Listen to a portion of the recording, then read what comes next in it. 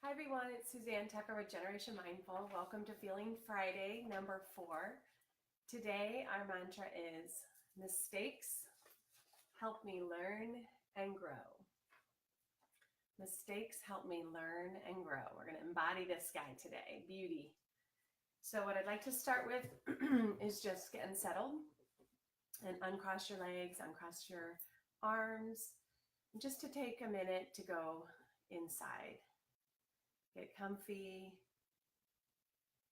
Close your eyes if you can and take a deep breath in through your nose, out through your nose. Just getting settled.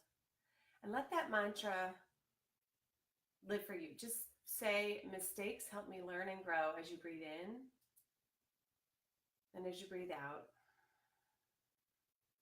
Again, breathing in, mistakes help me learn and grow. Breathing out, mistakes help me learn and grow. Awesome. All right, bringing it back.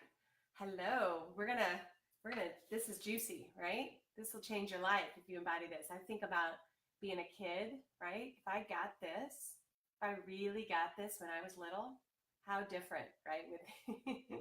I'm just glad I figured it out at some point.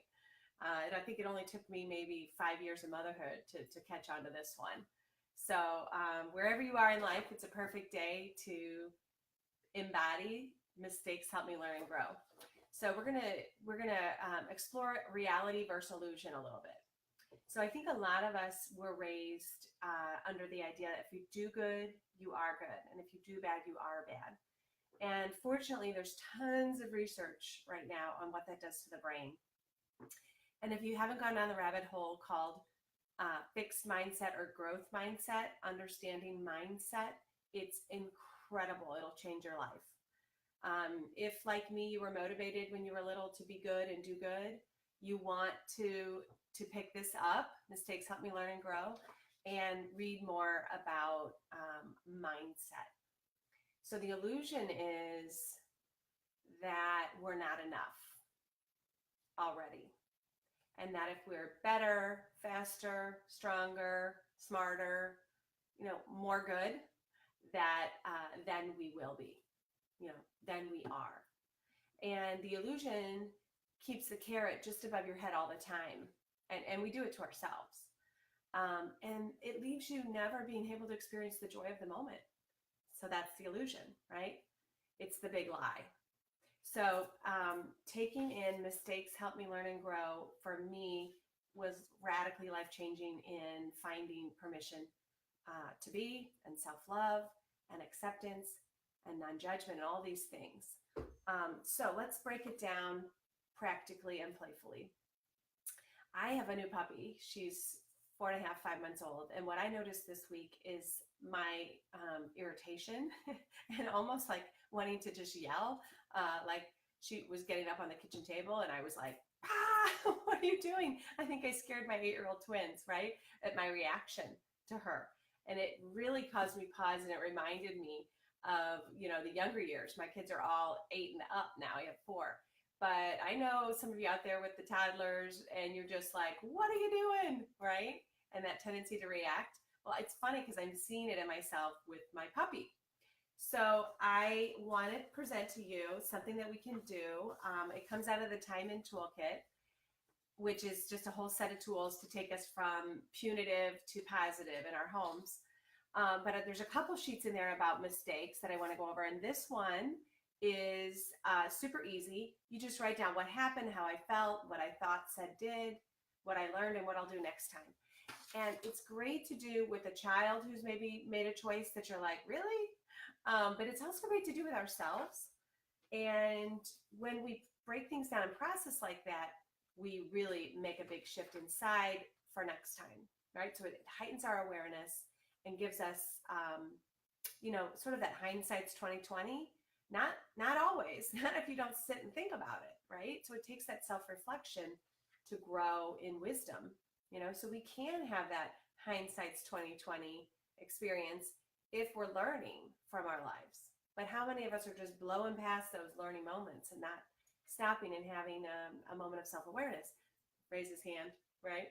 So with my puppy, I've been pausing each time that I see my reactive state and breathing, like this morning, and going, what is going on? And it's my wanting to control another being.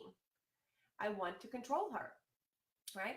And so I've worked through this worksheet with this incident, and it was super helpful. So if you don't have the time and toolkit, you can use a piece of paper and just journal this way. So what I want you to do is think of a moment right now where you feel like you made a mistake, something you want to learn from and grow from. Not a big heavy guilt trip, right? I won't shit on you if you don't shit on me. There's no shitting in this community on each other. We don't shit on each other, but we do learn, okay? We do. We learn and grow from our experiences. So pick a moment that you're like beating yourself up over, or you recognize that there was a reactiveness in you right now. Think of an actual moment. All right, I got mine. Mine's the dog. Write down number 1, what happened? The dog jumped up on the table, was licking the butter dish. It's grossing me out. I feel grossed out. I feel triggered, and I feel out of control. And sometimes that'll happen when you dig deeper with the feelings.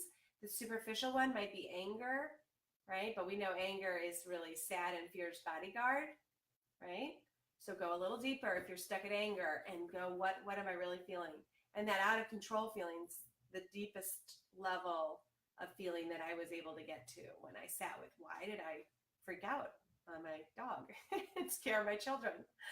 So my unmet goal is something that I want others, even my dog, to think, say, or do.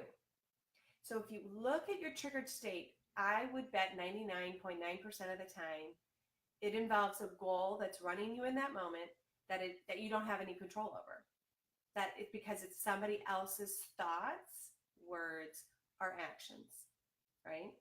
How many of us wish we could control our partner or our mother-in-law or our child's thoughts, words, actions? Now, we have power to influence them. And we know from brain research, the positive more than the negative, right? So this is where we get back in our power seat to actually affect change. Insert dog. When I yell, kitchen, to the dog, do you think my dog comes running to the kitchen? No. But when I'm like, kitchen, kitchen, even when she's like eating something I don't want her to be eating, right? If I want to teach her to come to the kitchen when I say kitchen, then I got to go to my, I got to go to my happy place. So that's what I do. Even when I'm like, oh, she's doing, I go, kitchen, right? And she's like, so cute, we're running in the kitchen. And it just, again, it reminds me of kids. She doesn't know. I'm training her now. So I could be reactive and irritated and yell at her. And is she going to learn to come when I say come? Because the angry, scary lady is in the kitchen. She's not eager to go see angry, scary lady. But when I'm like loving on her and looking at her and petting her and saying kitchen, she comes right in. So you can see how this resembles family life. Then I like to do a loving test. A loving thought I can think about myself or the people, things I feel upset about. So take a deep breath. And I just literally was just loving up on I love my puppy. We love Nova. I love how my kids love Nova. I love going to puppy class with my family. All the love just came right back in my body, right? The irritation about the butter dish, less so there. And that's the function of this step. Now I would write down, all my loving thoughts. And it's not really about just the thoughts. It's about what just happened in my body. I shifted into my center. That's important. If I'm still seating and I can't think of a nice thought about Nova, then I haven't shifted into my center yet. That's why that works. And then the very end, something I want to think, say, or do that lifts me up. I love training her. I love running with her and playing with her. And I love saying kitchen with my happy voice. It makes me feel happy in myself. So that's all I did as I wrote down what lifts me up is how amazing my family is with the dog and how much good effort I'm putting into working with her and how rewarding that is. And it just puts everything in line, and it reminds me where my power is with her, right? To work with her, to get the treats out, to teach her. So that is the opportunity. Now, I always like to add a little silly. So for playfulness, if you notice making a mistake, you can be funny about it in your home. Like I spilled cereal or something when the kids were little, and I remember saying, "It's a party, it's a party," because my reactive state in my body was like, ah, and I wanted to beat myself up. So I don't know why, but I just said, "It's a party," and the kids looked up at me because if somebody drops something in your house or something breaks, everybody just like freezes and gets like deer in the headlights scared. So if you can break it up and just, cue that it's okay, we make mistakes, maybe you just say, hey, mistakes help us learn and grow. You give a big hug and then you process it. Maybe that's light and fun enough for you and in your home. So I hope you have fun this week embodying mistakes help me learn and grow, because they really do. Thank you so much for being here. I'll see you next week. We're going to take on another fun one. All right. Bye-bye.